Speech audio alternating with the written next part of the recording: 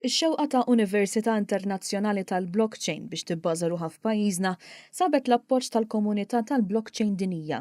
Saħaq dan ir-riċerkatur mill-Università ta' Oxford Joshua Brogi f'intervista mar-rivista Forbes. Bekk Woolf University, università hekk imsejħa bla fruntieri, se tkun l-ewwel università f'Malta li topera fuq it-teknoloġija tal-blockchain. Din se tkun qed toffri varjetà ta' korsijiet inkluż korsijiet online. L-Università se taħdem b'mod u manjera li tħeġġeġ lil dak li jkun jistudja minn kull rokna tad-dinja permezz ta' tutorials personalizzati.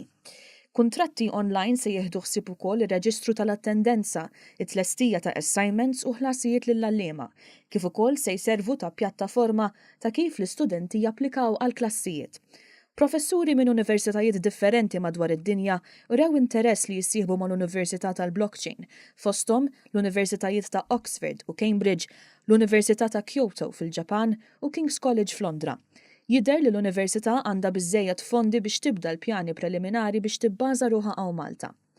Malta għandha reputazzjoni eċċellenti bħala l-gżira tal-blockchain u bħala ekonomija li qed tappoġġja lil dan is-settur bi sħiħ.